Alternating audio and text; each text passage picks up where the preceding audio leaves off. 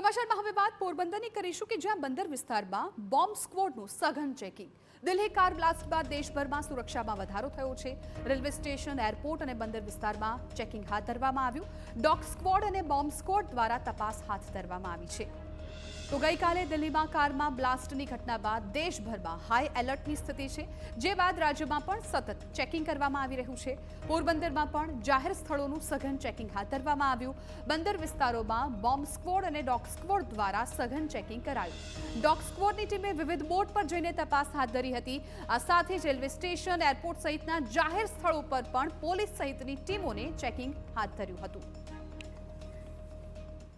ગઈકાલે Delhi car blast બાદ સમગ્ર દેશમાં હાઈ એલર્ટ આપવામાં આવ્યું છે। ગુજરાતમાં પણ સમગ્ર પંથકમાં હાઈ એલર્ટ છે। ત્યારે પોરબંદરના બંદર વિસ્તારમાં જ્યાં બોટો, ફિશિંગ બોટો છે, ગોડાઉનો છે, ત્યાં અત્યારે બોમ્બ સ્ક્વોડ અને ડોગ સ્ક્વોડ દ્વારા સઘન ચેકિંગ કરવામાં આવ્યું છે। આજે વહેલી સવારે પણ એરપોર્ટ અને રેલવે સ્ટેશનોમાં પણ સખત ચેકિંગ કરવામાં આવ્યું હતું। અત્યારે આપ જોઈ શકો છો મારી પાછળના ભાગે ડોગ સ્ક્વોડ અને બોમ્બ સ્ક્વોડ ઝીણી નજરે પોતાની આધુનિક સાધન સામગ્રી લઈને આવી છે અને આસપાસનો તમામ વિસ્તાર છે તે ચેક કરી રહી છે। કોઈ પણ શંકાશીલ વસ્તુ દેખાય કે શંકાસ્પદ કોઈ વસ્તુ દેખાય તેના ઉપર નજર રાખી રહી છે।